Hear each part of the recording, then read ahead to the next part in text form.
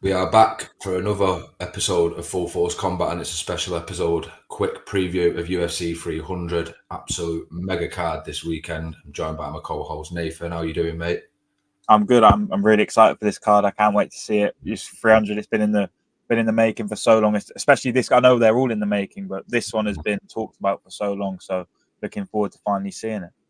Absolutely. We're going to dive straight in with your excitement. Then, is it on the flip side for a lot of people? And I know it's modern day social media, and everyone's got a platform to just whinge. Is it getting an unnecessary amount of criticism, Nathan?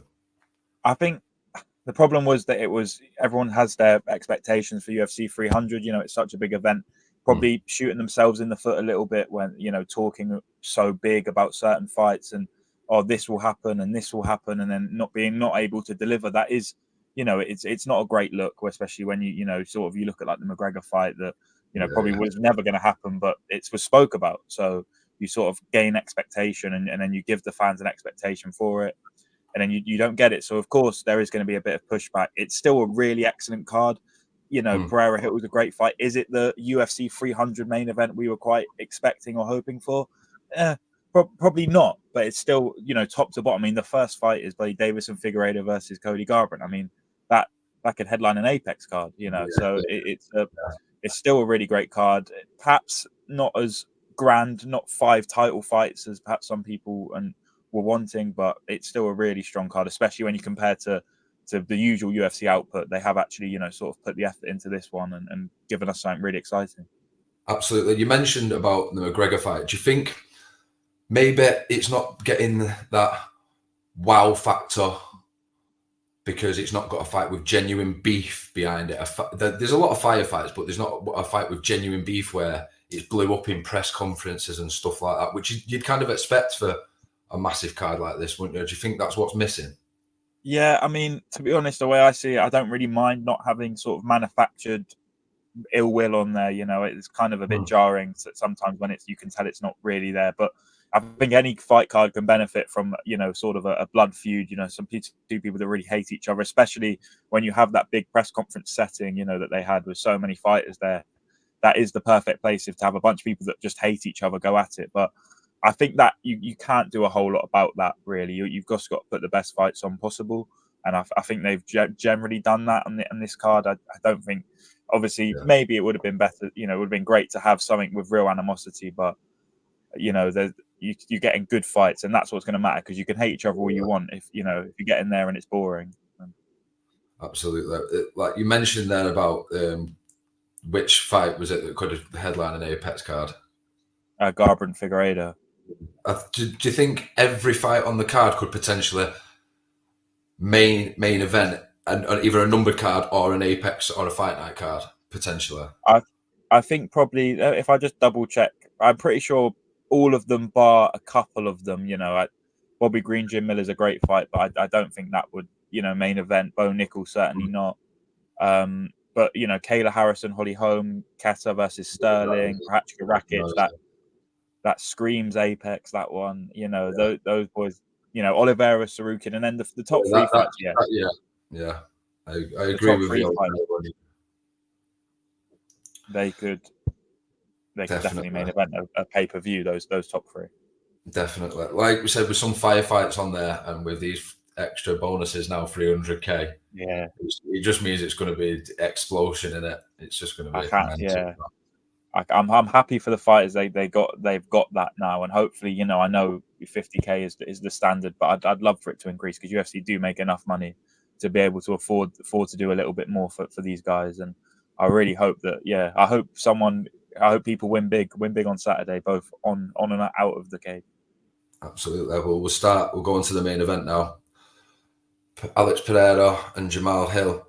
Now, Pereira it's been some rise in the UFC, hasn't it? 2 years, 2-weight world champion. He's beat either 4 current or former world champions, but he's facing a dangerous striker. Do you think he's being a bit underestimated, Jamal Hill? I think Pereira's one of those guys just got like an aura about them and just around them that they are almost unbeatable. The way, I know, the way he has come in. And I know, you could say with Pereira that it's sort of been manufactured in the sense he's not really faced a proper dangerous grappler yet. But he's still had some incredible. He's won 2 championships. I mean, that's really impressive. That and so you always sort of think, okay, well, if I don't know, well, surely Pereira's going to win. And Jamal Hill, he's sort of been always an understated guy. He's not, coming through Contender Series a bit more humbly, sort of rose through the UFC and in a division that probably doesn't get a lot of love. Really, the light heavyweight division. It's not, if you were to rank the male divisions, it's one of the weaker ones. But I think it will be an interesting fight, 5 round. And Jamal Hill's got that power that can just kill a fight. I know. Pereira's got it, 10 times, but Hill has got that ability to just switch a fight off, and it's going to be interesting to see, because they're so dangerous. What's your views going into that fight? I think that the general consensus is obviously behind Pereira is like the star man, isn't he? He's a star man. Obviously, he didn't get into martial arts until he was 21, 22 years old. And I think he's just got that star power. I think that's what's helped. Obviously, he can fight, and look at the names that he has fought. And it speaks for itself. Yeah. However, I do think it's a lot to do with star power. You've either got it or you haven't you? Yeah. It's just that look, isn't it? That he had, he does look like almost like a Street Fighter character, and it's he is, he's an incredible athlete. He probably has it in maybe not quite, but in that conversation for one of the best combat sports athletes. Just in what he's achieved in 2 sports, it really impressive. But and to be honest, I don't know what your prediction is, but I struggle to look past him in this one. And I don't know if I think he probably gets it done within the 25 as well. I'm not sure when, but I think he does get it done early. Yeah, I think in terms of, like you said, coming up against a genuine bona fide grappler, it's not going to be the case with Jamal Hill. It might be, but you can't see it, can you? No. So I think it's just going to be a firefight. So yeah, it's Pereira all the way for me. And we jump into that co-main.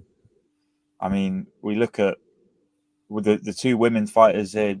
All Chinese affair would have loved it to be in China, this one, because that's definitely a main event on a numbered card in China. Yeah. That, no doubt. Would have done the birds. Zhang Weili is so good. I mean, I can't see it going any other way. But can can she stretch it out? Can she put up a good fight? I mean, I sort of think back to like the Carla Esparza fight, and I think, oh God, if Zhang Weili has her way, it could be a long night. But you never know. You never know what can happen. It's bragging rights, isn't it? I'm with you. I'm with you on it, but it's bragging rights, isn't it? It's like a derby. Anything can happen. Yeah. Anything can happen. And we go into we'll move on. We'll move on to the BMF title fight now. Now this could have been main event on this card. This has been main event on the card on any promotion anywhere in the world. What a badass! This is my main event. This is the main event. Well, we'll just get it out of the way. This is probably going to be my fight of the night. I mean, if it doesn't, then something's gone wrong. Or something's completely over delivered. Because this is just 2 of the craziest, the best as well. It's not just like they're going to go mad. They're really good, which it adds to it, and so I really can't wait. I mean, what aside from aside from an incredible fight, what do you expect to see from this fight? I just expect absolute carnage, because Holloway's never even been knocked down, let alone knocked out. And look at the people he's faced. He's got lost 3 times against Volkanovski, and he's still literally one of the baddest motherfuckers on the planet, isn't it? He's fighting for the title. He's still there after 7 defeats, and Gaethje's just a highlight reel, isn't it? Look at the Poirier knockout the last time out. Come on, man. This is it's warfare written all over this. I don't know which. Holloway has been. I'm on the fence for this. I'm probably leaning Gaethje just because of it's at lightweight. So I think Gaethje probably has an advantage there. Holloway has been a little bit hittable. Yeah, because he's been the king. He's been the king at featherweight, but it's Gaethje's division that. Yeah, I think I'm leaning Gaethje, but I mean, again, it's a fight where anything can happen. If Holloway gets into that focus, he gets into how he was against Cater, which I don't think Gaethje will let him, but if he can get into that mold, then it's just going to be incredible. But I think Gaethje just got that power advantage. He can hurt Holloway, and but it's gonna be so close. And then it's gonna lead to a whole load of exciting fights at lightweight for Holloway as well, regardless how it goes. Absolutely, absolutely right. Well, quick fire predictions for the rest of the card. Figueiredo, Garbrandt. Figueiredo, I think. Bobby Green, Jim Miller. Jim fucking Miller. I want Jim Miller to win, but I'll go with Jim Miller. I want Jim Miller to win. Yeah, man.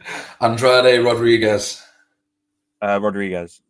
Jalen Turner, Moicano, how do you pronounce it? That's a really close fight.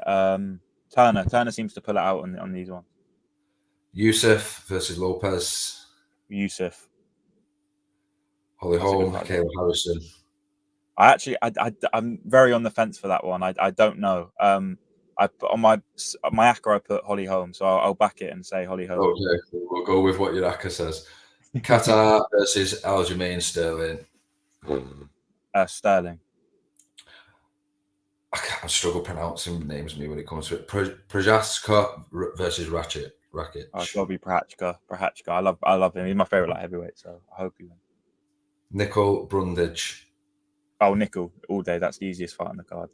And Oliveira Toshkan, or however you pronounce that one as well. Sarukian, yeah, that is going to be an incredible fight. I'm rooting for Oliveira, but I'm really on the fence for that. Because I'm rooting for him, I'll say Oliveira. But just touching on that one, could that be fight of the night? And it's only just crept onto the main card as well.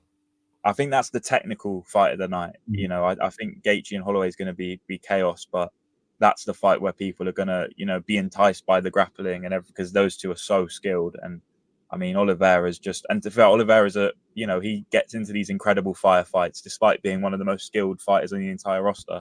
So I really can't wait for that. But I love Oliveira, but Sarukian right now he's on the come up, isn't he? So that's going to be a really interesting one. Absolutely. Well, it'll be good to get our teeth into, Nathan. Enjoy it, and we'll catch up afterwards. Definitely.